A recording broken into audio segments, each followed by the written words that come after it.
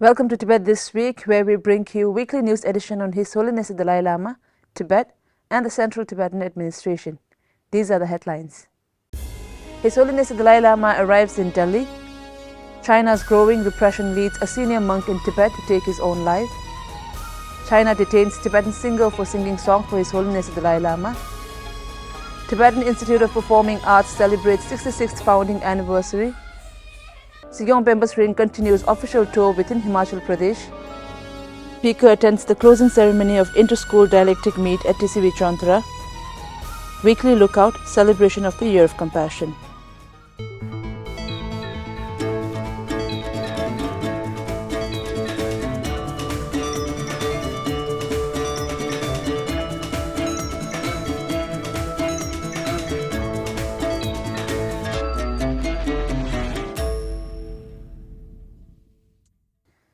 Yesterday, His Holiness the Dalai Lama arrived in Delhi after a month and a half stay in Ladakh. The representative of the Bureau of His Holiness the Dalai Lama, Jigme Jungne, received His Holiness at the airport. Before leaving Ladakh, His Holiness attended two different luncheons in his honor organized by Ladakh's Union Territory, Ladakh Autonomous Hill Development Council, Ladakh Buddhist Association, and Ladakh Gompa Association. At these gatherings, His Holiness spoke about a strong sense of oneness that the Tibetans carry within themselves. His Holiness reflected on his visits to different parts of Tibet, and although these areas have distinct dialects, but practicing the same religion, culture, and language has tied them as Tibetans. His Holiness expressed joy in the people of Ladakh's enthusiasm to learn and practice the shared Buddhist traditions. His Holiness also spoke on the importance of practicing peace and non-violence, especially at this point of time where picking up violence is becoming a common practice. President Peter Pavel of the Czech Republic made a visit to Ladakh to meet His Holiness the Dalai Lama. His Holiness gave teachings, blessed monasteries and dharma centers, attended luncheons on 8 different occasions, mainly in Zanskar and Leh region. His Holiness also granted personal audience to over 20,000 people from all over India, including Ladakh, to Tibetans and to foreigners. Last Monday,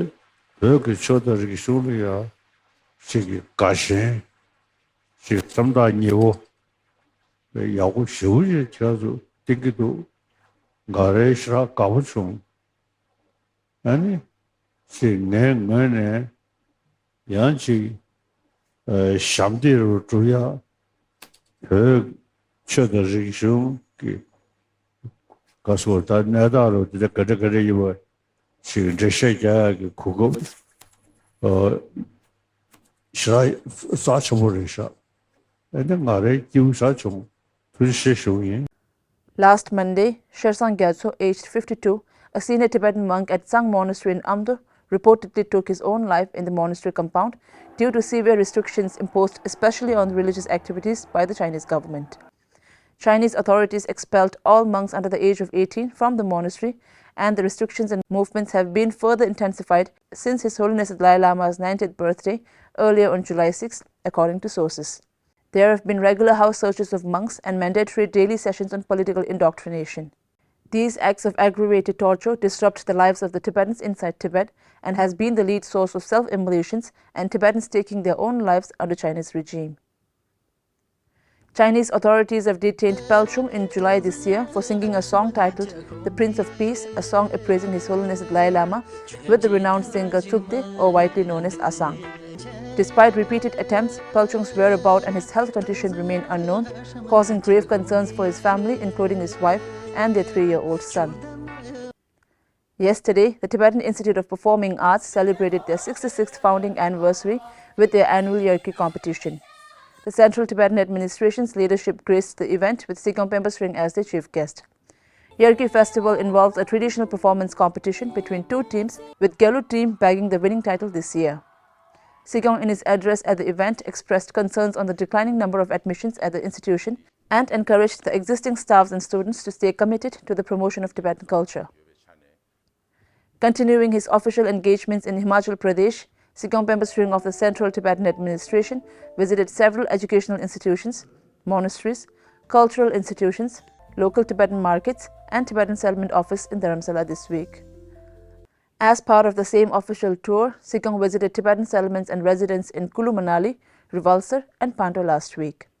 At these gatherings, Sikyong emphasized on one of the 16th Kashak's initiatives, bringing back compact communities as an attempt for the Tibetans to preserve one's linguistic and cultural heritage while easing administrative responsibilities on the central Tibetan administration.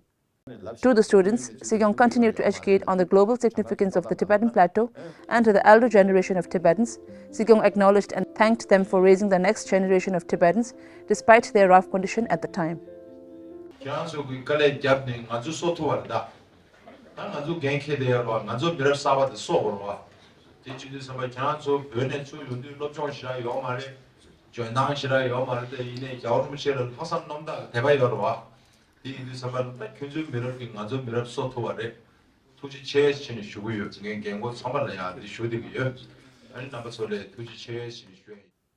Speaker Khimbusnam Tempe of the Tibetan Parliament in Exile attended the closing ceremony of the inter-school Dialectic meet at the Tibetan children's village, Chauntra, as their chief guest. The Dialectic meet, organized by the Department of Education, CTA, brought together students from 26 Tibetan schools. Speaking at the event, Speaker Khimbusnam Tempe spoke on the origin and historical significance of dialectics in Buddhism and highlighted His Holiness's effort to incorporate dialectics as a tool to study other subjects in school. As part of the Year of Compassion celebration, the Regional Khodyong Organizing Committee of Belgium and Global Tibetan People's Movement for Middle Way Approach organized a talk event on His Holiness's 4 principal commitments and a book launch event of His Holiness the 14th Dalai Lama's Voice for the Voiceless in Tibetan version in Antwerp, where Geshe Lhagdor, the director of the Library of Tibetan Works and Archives, chaired the event as the main speaker. In Frankfurt, the Germany Khodyong Committee, in partnership with Tibet House Deutschland, co-sponsored by the Tibet Bureau Geneva and others, hosted the city's first ever Tibet Festival. The 2-day celebration saw cultural performances, talk sessions, exhibitions and more. In Aargau, Switzerland, the Tibetan community of Switzerland and Liechtenstein also organized an exhibition of His Holiness's photos reflecting life and teachings and his enduring legacy. Within India, Habatpur Khodyong Committee jointly celebrated the 79th India's Independence Day and the 90th birth anniversary of His Holiness the 14th Dalai Lama. The Ponta Cholsum Tibetan settlement held a special prayer ceremony. That is all for this week's edition of Tibet This Week. See you in the next one.